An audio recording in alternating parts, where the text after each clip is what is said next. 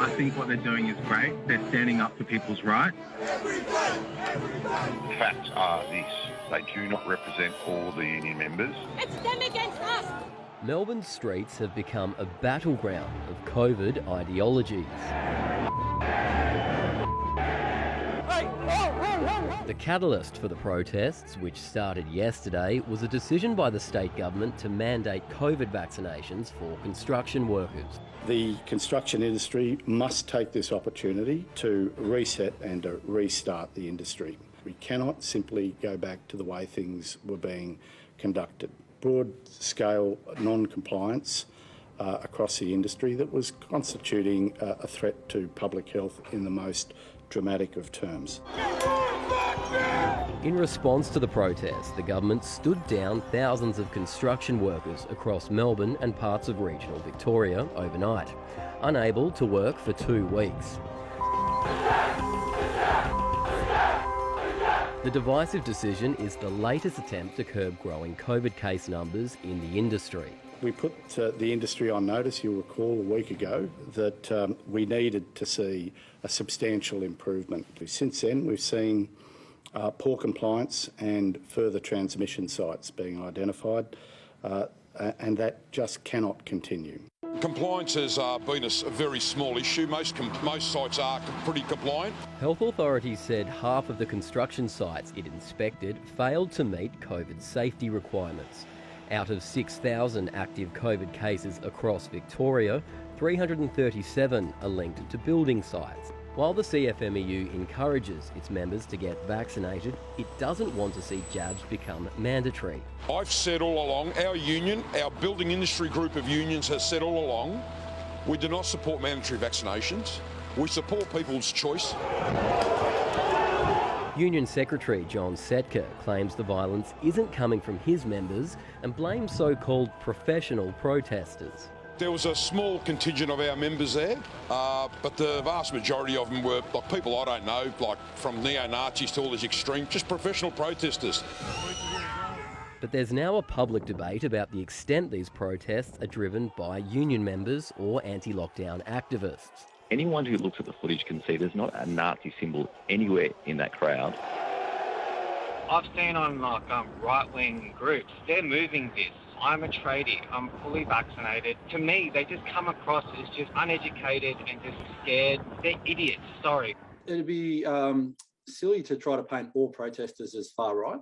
There are obviously people out there in the community who are upset about this, who may be attempting to express their views through protest, whether or not that's right or wrong, particularly in lockdown.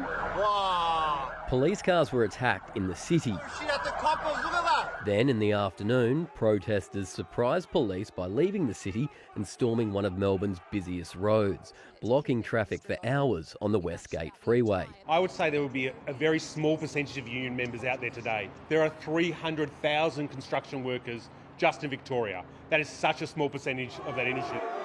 Union people don't have brand new, shiny high-vis. They have well-worn uniforms, and mostly on those material, what you'll see is union logos. You saw very little of that today. This is about an anti-vaccination process, and the demands were of anti-vaxxers as well. They weren't union-type demands. Those who study far-right groups believe they're using anti-lockdown and restriction sentiment to boost their numbers. The far-right are attempting to mobilise, they're attempting to recruit, and they're attempting to grow. There's been an historical animosity directed towards trade unions by the far right throughout history. And so by showing up at a CFMEU protest and attempting to claim that they're representing the workers, this is an attempt to mobilise amongst a group of people they might otherwise not be able to reach. Researcher Joshua Roos says the longer lockdowns go on, the more these groups are likely to grow. COVID, if anything, has acted to break down, I suppose, bonds of trust with government and authority. We've been now in lockdown, almost the world's longest lockdown here in Melbourne. And so over time, people lose trust, people lose their jobs, there's a stronger sense of anxiety and alienation in the wider population. What that offers for the far right is pretty much the perfect precondition for them approaching with a different narrative, saying, well, government's not working for you. Their goal would be to sort of have some influence in ending lockdowns. But I think these far-right groups are not simply concerned with COVID. They have a wider agenda going on. You have misogynist, white supremacist ideas that are at the core of this.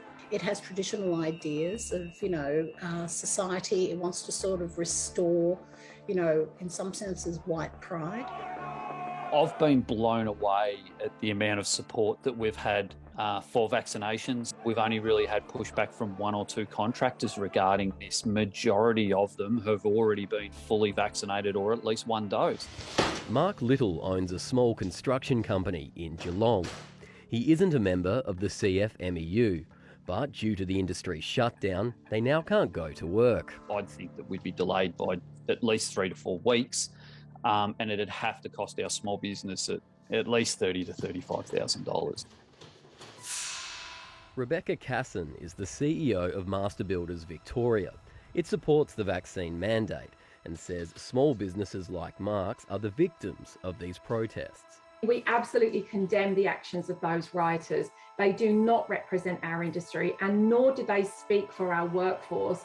And everyone needs to be clear that for them to come back onto a building and construction site, they must have had the first vaccination or be able to provide proof that they've booked that first vaccination. Victoria, we've been doing this now for 78 weeks. We're trying to find some sort of hope and hang on to that hope because, everyone's past breaking point.